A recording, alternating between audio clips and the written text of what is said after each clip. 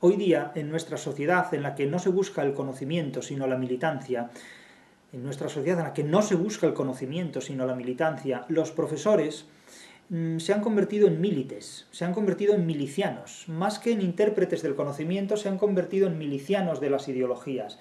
Esto explica que en Cataluña, por ejemplo, en la Cataluña actual, la enseñanza no esté ya en manos de profesores, sino que esté en manos de personas que, haciéndose pasar por profesores, son auténticos milicianos de las ideologías nacionalistas. Por lo tanto, una sociedad en la que no se busca el conocimiento, sino la militancia, pues haya reemplazado la figura del profesor por la figura del milite, del militante, del miliciano, y que haya reemplazado en ese sentido completamente lo que es el conocimiento de la realidad por la fe, por el engreimiento, por el fanatismo, en definitiva, de unas convicciones que han sustituido la realidad por la feligresía, por la cofradía, por lo más degradante y peligroso de cualquier fanatismo históricamente reconocido. En este sentido, la docencia ha perdido todo respeto, ha perdido toda consideración, porque hoy la mili, hoy el servicio militar, no se hace en los cuarteles, se hace en las escuelas, porque el profesor ha sido reemplazado por el militar, por el milite, por el militante. El conocimiento ha sido reemplazado por la milicia, ha sido reemplazado por el nacionalismo. Y esta es una asignatura pendiente que tiene el gobierno de España. Cualquier gobierno que gobierne España tiene que centralizar de nuevo la educación, tiene que suprimir el estado de las autonomías, porque esto es el gran error de la transición, el grandísimo error de la transición, y tiene que centralizar de nuevo el país, organizando la vida política en una igualdad de condiciones que aseguren que todos somos iguales ante la realidad del Estado, a la que todos estamos obligados y en la que todos debemos tomar parte, pero con las mismas condiciones. Es decir, el estado de las autonomías es un error muy grave, y esto debe reconducirse. No podemos confiar en ningún partido político que apoye el mantenimiento de las autonomías. No hablo en cuestiones concretas, pero el estado de las autonomías es el fracaso de España. Y exige naturalmente el previo fracaso de la educación en este contexto. Se adentra ya abiertamente el autor Paine en la transición española, en lo que es el estudio de la transición española. Bien, dice Paine, en el siglo XXI la extrema izquierda parece pecar de falta de memoria, entre comillas memoria, al afirmar que la transición se basó en un supuesto pacto de olvido, entre comillas pacto de olvido, cuando lo que ocurrió fue exactamente lo contrario, y precisamente debido a que la historia no se olvidó. El proceso se cimentó en la negociación, el consenso y la tolerancia. Nadie deseaba repetir en la transición los errores de la Segunda República, que es lo que pretende hacer la extrema derecha actual, con su ausencia total de sentido de la historia y su presentismo, se refiere a la interpretación presentista de la historia. Menciona naturalmente que la transición española y el apoyo al PSOE tuvo que ver con el dinero procedente de la CIA y de la Alemania de Willy Brandt, y subraya este tipo de cosas que ya todos sabemos, en las que han insistido Iván Vélez en muchos casos, Pedro Insua también, y objeta algo importante, objeta a la derecha española la pobreza dialéctica. Dice, a esto se añade que la pobreza dialéctica de la derecha española contemporánea ha sido y es extraordinaria. Bueno, objetar a la derecha española únicamente falta de dialéctica es objetarle muy poco. Es decir, es que la derecha española actual no es derecha, y a veces ni siquiera es española en ese punto. Del mismo modo que la izquierda española actual es anti-española, o sea, no es que no sea española, es que es anti-española y no es izquierda. Es decir, en estos momentos no tenemos partidos políticos que representen la realidad de lo que es España. En estos momentos no tenemos en España partidos políticos que representen la realidad de lo que es España.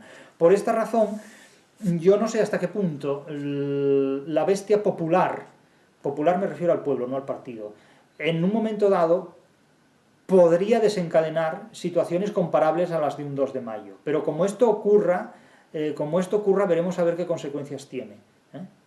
Veremos a ver qué consecuencias tiene. Pero a la gente se le está tocando mucho las narices con la cuestión de los nacionalismos, con la cuestión lingüística. Las lenguas no pueden tener más derechos que las personas. No se puede obligar a la gente a hablar una lengua que no quiere hablar. No se puede obligar a la gente a hablar una lengua que no quiere hablar. El tema del bable en Asturias es lo más indignante a lo que uno puede enfrentarse actualmente. No existe en Asturias ninguna comunidad de hablantes de bable. No solo tienen que inventar una lengua como es el bable, sino que además tendrán que inventar una comunidad de hablantes de esa lengua, que no existe ni ha existido jamás en Asturias, por ejemplo.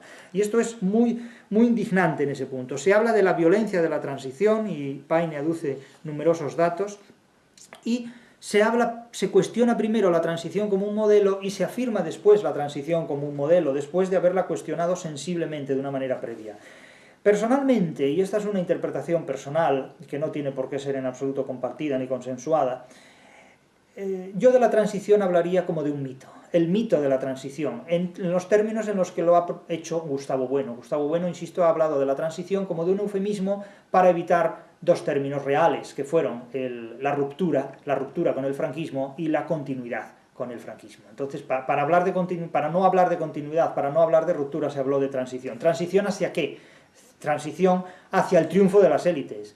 Porque el triunfo de la transición fue el triunfo de las élites, de unas élites degeneradas además, de unas élites completamente orteguianas, que no saben lo que es España, que han creído que la solución está en Europa, algo que sigue ocurriéndole también a un partido, como es Ciudadanos, que sigue siendo un partido extremadamente europeísta. Es decir, España tiene que mirar a Hispanoamérica, y tiene que mantener unas relaciones muy exigentes con el resto de Europa, porque Europa no es la solución, La solución a los problemas de España está en español, no en inglés. Está en español, no en inglés, en ese sentido.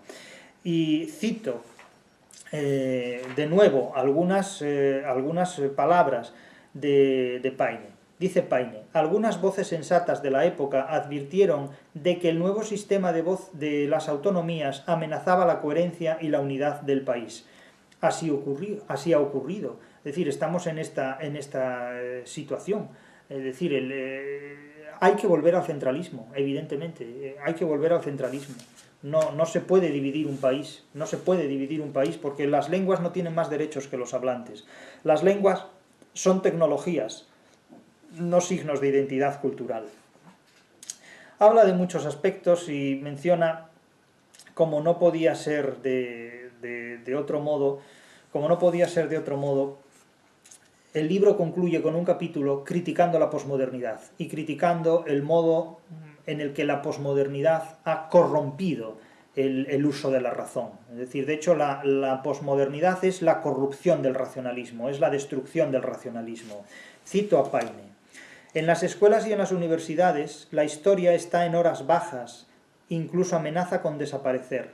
No solo en España, también en Estados Unidos, porque este mal ha venido de su país, del país del señor Paine, de los Estados Unidos. Prosigue Paine: los recursos dedicados a ella en la educación secundaria, a la historia en la educación secundaria, son cada vez menores y apenas recibe atención por parte de quienes deciden los planes de estudio, lo que desincentiva a los estudiantes que se plantean matricularse en esta carrera.